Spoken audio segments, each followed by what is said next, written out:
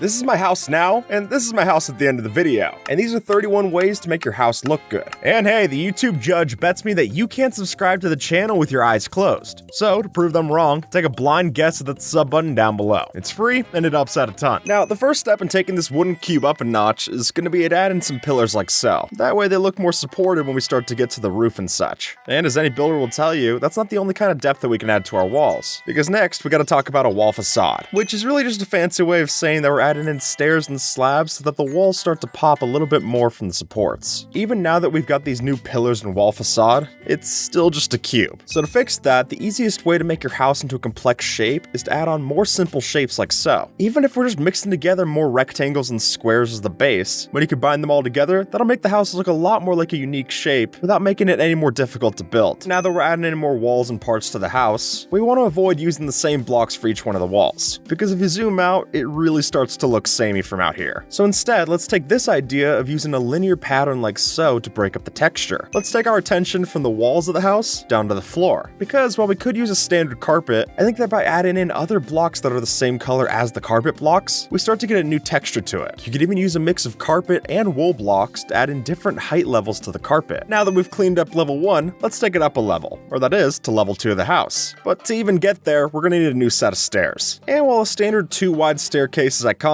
I think this user's design looks a lot nicer than that, and it's the same cost. Because by just placing these stairs on the outside facing inward, we get a natural railing to the stairs, which lets us get up to the second floor so that we can start on our roof. We're gonna wanna do something a little bit more unique than just the standard staircase design. And the easiest way to avoid your building looking like a triangle is to mix in a use of whole blocks and slabs instead of just regular stair steps. And speaking of which, now that we've got the roof done, this house is really starting to come together. But a house isn't all that good if you're not able to sleep in it, so let's deal with that next. And as you can probably guess, I'm not a fan of just placing your bed out in the open. So instead, let's take our standard bed and add some function to it. By using this user's design, we can place our bed up here, have it look like a bunk bed, but then still have all the space consolidated for a crafting table, barrel storage, and even a lectern if you want. Oh, and don't worry, this lantern that we're adding here isn't the only light source that we plan to add. And luckily, if we craft a few more lanterns, we can use these as a unique way to light up the base. By just using a mix of levers, item frames, and chains, we can make it look like the lanterns are held up by the wall instead of hanging in midair. And once we place in the last lantern, our base is really starting to look like something from the inside. But there's still work to be done on the outside of the base. The best way to do that will be adding in vegetation blocks. And we could do this with a mix of vines, leaves, or flowers. But let's not make these with bone meal and saplings, but rather let's break down those bone meal trees and use the materials to make a few custom ones of our own. By using oak wood instead of oak logs, we can keep the bark texture on all sides and have our tree look a lot more realistic when we make a unique trunk like so. And then if we add in different slabs and fences like this user does, we can mix in plenty of variety to our branches, which lets us make a nice looking custom tree at basically any size that you want. And for an extra bonus tip, you can go even further and use your custom trees with walls instead. No joke, from a distance, diorite walls look like birch logs, and that'll let us create these extra thin trees to line up the base. And I think the last bit of vegetation that we should add to our house is a pretty lawn outside of the base. We can break up this monotony by using moss blocks and grass blocks in tandem, since with a mix of these, we can make it look as if we mowed the lawn in nice stripes. This is what our house looked like at the beginning of the video, and this is what it looks like now. But the other parts of our base are severely lacking, so let's head over to our mine first and get that fixed up. And to even get over there in the first place, let's start to build out a nice looking path that'll take us right from our lawn over to what's gonna be our quarry. We gotta make this look as good as our house does. And first to do that, we're gonna need to clean up the staircase. So as we widen the staircase to dig down into the mines, we can choose to mix up the staircase blocks with extra details that line the actual stairs, such as slabs, candles, or even upside down stairs like this for an alternating pattern. And once we've made that staircase down to the bottom of the branch mine, let's start to clean up this tunnel, because with just a few support beams like this, we can make it look as if the roof isn't about to cave in anytime soon. And now that we've completely changed the underground, let's head up to the surface, because there's still one change left that I want to make. Because while our stairs look great, we do still need to house them in something.